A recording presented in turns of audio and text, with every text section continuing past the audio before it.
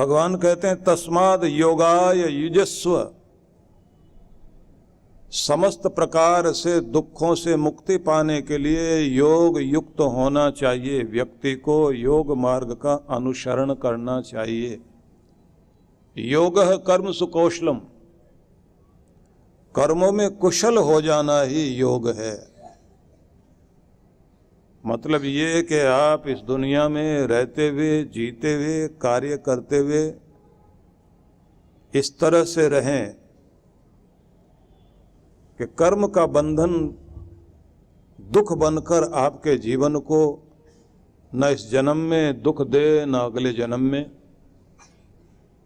आपको कर्मों की कुशलता को प्राप्त करना है। भगवान ने आदेश दिया कि बुद्धि में समता, मतलब बुद्धि का ईश्वरीय भाव, भक्ति भाव अपनाते हुए, बुद्धि को भगवान से जोड़ते हुए इस तरह चलिए कि आपके कर्म बंधन का कारण ना बने।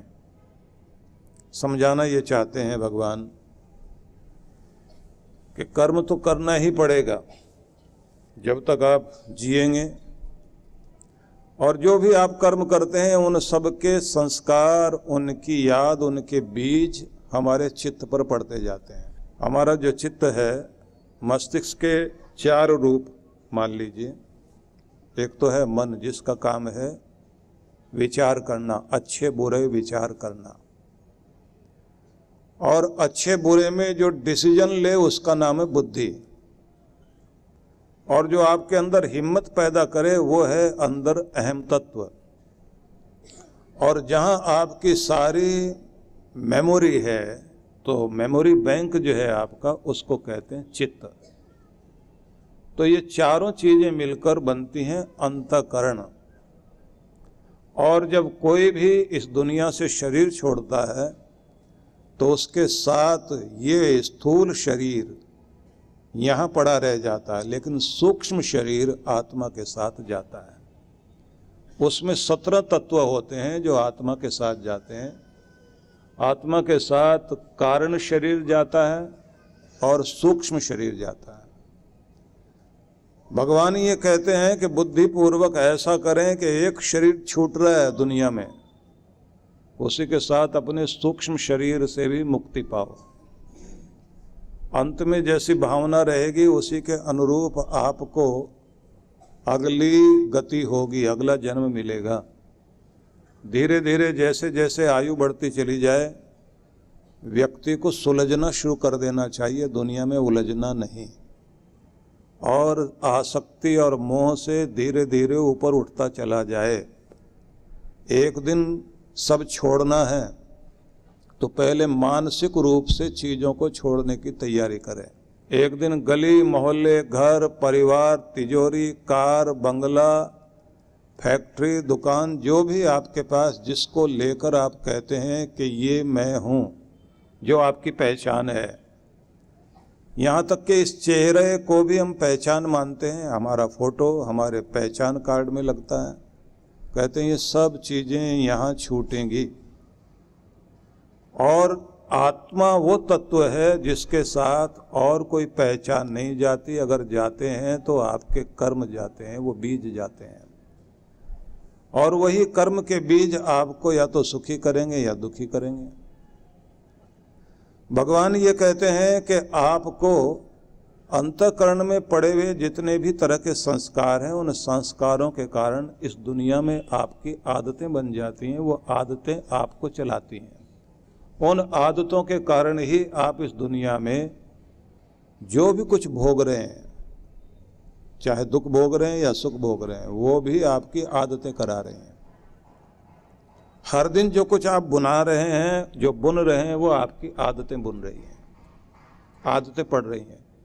आदत का एक नियम है कि आदत किसी भी चीज़ की पड़ जाए तो फिर वो पुनरावृत्ति कराती है, रिपीटेशन, दोहराव। उसे फिर बार बार दोहराना पड़ेगा। अगर गुस्से की आदत पड़ गई तो बार बार गुस्सा करोगे। किसी की मजाक उड़ाने की आदत है तो जहां जाओगे मजाक ही उड़ाओगे। निंदा चुगली करने की आदत पड़ गई तो आदत फिर कहेगी रिपीट करो मुझे।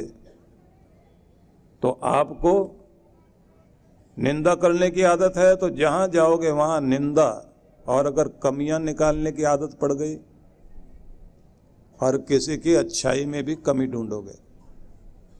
और यदि नेगेटिविटी की, नकारात्मकता की आदत पड़ गई, तब आप हर जगह नकारात्मक हो जाएंगे। तो समझ में आया, जिंदगी को चलाती है आदतें। आदतें धीरे धीरे बनती हैं, जितने बार उसको दोहराओगे वो मजबूत होती जाती है। जितनी मजबूत हो गई उनकी पकड़ मजबूत हो जाती है, फिर वो आदतें आपको बांध के रखती हैं। फिर कसम खा के आप सोचिए कि अब मैं बदल रहा हूँ, अब आलस्य नहीं करूँगा, सुबह उठते ही सैर करने जाऊँगा, व्यायाम प्राणायाम करूँगा, पूजा पाठ जरूर करूँगा, टाइम का ध्यान रखूँगा। आदत के अनुसार फिर आप चलेंगे, क्योंकि आदत ने जैसा आपको बना दिया।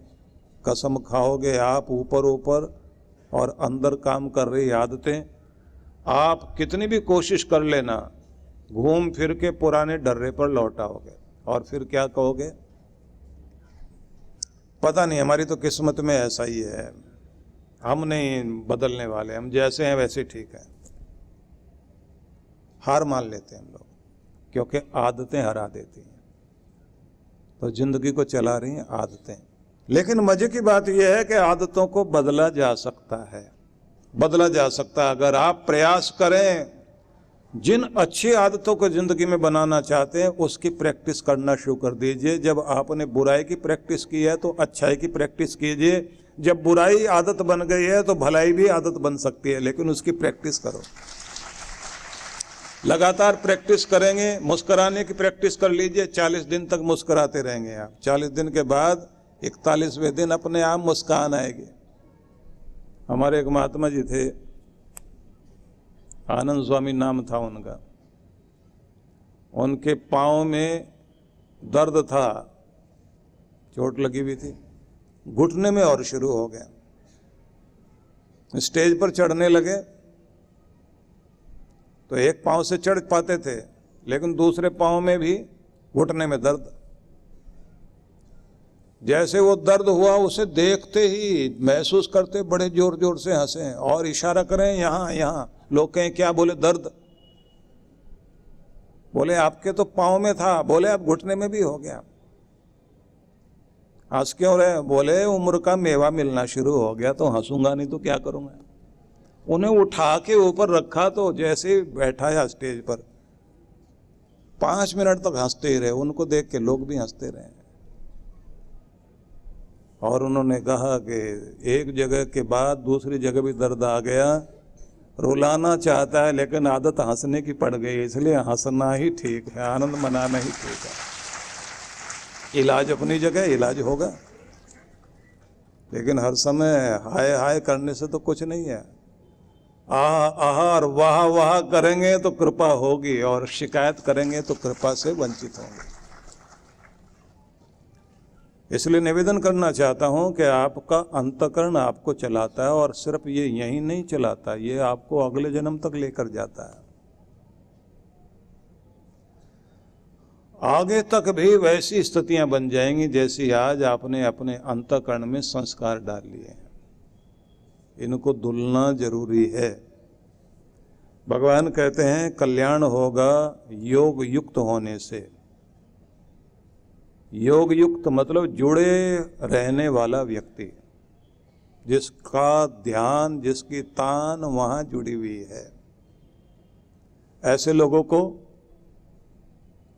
आप देखेंगे आंखें बंद करके बैठे हुए हैं, लेकिन संबंध कहाँ जुड़ा हुआ? दुनिया में नहीं, दुनिया के मालिक से जुड़ा हुआ है। और वहां क्या महसूस कर रहे हैं?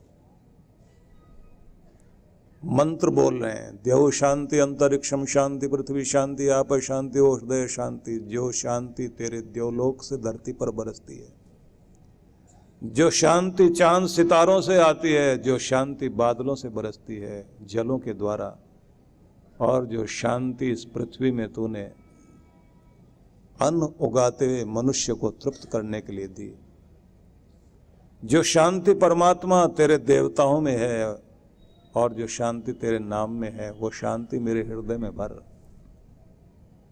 उस शांति को मैं महसूस कर रहा हूं, मेरा रोम रोम आनंद से परिपूर्ण हो रहा है, शांत होता जा रहा हूं, मेरा रोम रोम शांति से युक्त हो रहा है, क्योंकि शांति से ही मुस्कान है और शांति से ही गुणगान है, शांति से ही तरंग आती है और शांति से ही उमंग आती है।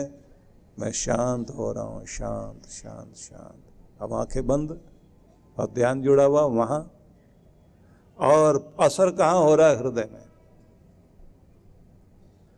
और दिखाई देता है उसके कर्म में, बात करता है शांति से, चलने में भी शांति और शीतलता दिखाई देती है, व्यवहार में दिखाई देती है।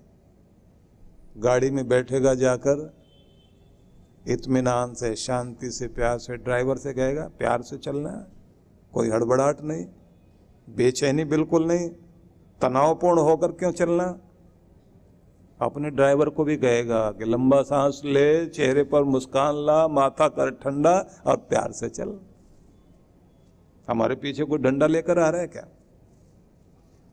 जिंदगी एकदम बदल गई है, क्योंकि वहां से ली है शांति, अपने हृदय में उतारी। जैसा आदमी वैसे उसके नौकर चाकर। आदमी खुद गुस्सेबाज, नौकर चाकर उससे भी ज्यादा गुस्सेबाज। आदमी मुस्कुरा रहा है और अपने नौकर से भी कहता है कि चेहरे पर मुस्कुराहट रखो। दुकान में मुस्कुराहट लेकर के खड़े रहोगे तो लक्ष्मी दूसरे के पास भी है तो आपके पास आना शुरू कर देगी, और खुद जले भुने बैठे हैं तो आपकी भी लक्ष्मी बराबर वाले के पास चली जाएगी। मुस्कुराहट और शांति और संतुलित रहना। तो भगवान ये समझा रहे हैं कि तुम योग युक्त हो जाओ, आदत बनाओ जुड़े रहने की। सुबह सुबह परमात्मा के प्यारे भक्त लोग भगवान के ध्यान में बैठते हैं, तो ध्यान में बैठने का मतलब कनेक्ट होना। भगवान श्री कृष्ण ने गीता में जगह जगह एक शब्द का प्रयोग किया, युक्त और योग, जिसका मतलब होता है जुड़े रहना, कनेक्ट होना, संबंधित होना किससे? भगवान से, भगवान की भगवत्ता से। भगवान की भगवत्ता शांति में, संतुलन में, प्रेम में, साहस, उमंग से पूर्ण होना, तरंगित रहना, गुनगुनाते रहना, वो जो उसका ऐश्वर्य है भगवान का, उससे संबंधित होकर के बैठिए। मतलब आपने पूजा पाठ करने बैठे तो चुंबक बन जाओ। चुंबक जैसे लोहे को खींच रहा है, आपने भी कुछ खींचना है। क्या? भगवान से कुछ खींचना है। दुनिया के सारे पेड़ पौधे सब चुंबक बने हुए हैं, उन्हें जिस तरह की चीज खींचनी अपनी तरफ। नीम कड़वाहट को खींच रहा है, गन्ना मिठास को खींच रहा है, धरती से भी, आसमान से भी, हवाओं से भी, पूरे ब्रह्मांड से आप अपनी तरफ शांति को, प्रेम को, संतुलन को, आनंद को, उत्साह को, सुख को खींचना शुरू कर दीजिए। और जब आप ध्यान में बैठे हुए हो, महसूस करो कि चारों तरफ से परमात्मा का यह ऐश्वर्य मेरे सिर से लेकर पांव तक फैल रहा है और मैं इसे धारण करता जा रहा हूँ। आनंदित आनंदित और आनंदित और शांत और प्रफुल्लित और खुश और धन्यवाद धन्यवाद करते हुए भगवान को दोनों हाथ जोड़ के प्रणाम करते रहना। हे प्रभु, तेरा लाख लाख शुक्र है, तेरी दया बरस रही है मेरे ऊपर, मेहर बरस रही है, भाग्यशाली होता जा रहा हूँ, मैं अपने आप को तृप्त करता जा रहा हूँ, मेरे अंदर तेरी दया उतर रही है, मैं तेरी शरण में जाने के बाद खिल रहा हूँ, मेरी सारी पंखड़ियाँ खिलने लगी हैं। इसलिए साधना करने वाले लोग जहाँ ऐसे प्रणाम करते हैं तो यहाँ सहस्रार चक्र के पास कमल बनाकर ऐसे यहाँ पर ये महसूस करते हैं कि उसकी किरणें बरस रही हैं और मेरी सारी पंखड़ियाँ खिल रही हैं। तो ऐसे पात्र बनाना अपने आप को, संयुक्त हो जाएं। जैसे आप कनेक्ट हो जाएंगे तो कृपा आपके अंदर आनी शुरू हो जाएगी। और यदि आपने जल्दी जल्दी गए और कुछ मंत्र पाठ किया, फूल वूल चढ़ाए और निकल पड़े, जो मांगना है मांग लिया, तो इसका मतलब क्या हुआ? आपने कुछ चीजें बोली तो जरूर, लेकिन कनेक्ट नहीं हुए, जुड़े नहीं, संबंधित नहीं हुए, परमात्मा से संपर्क नहीं हुआ आपका।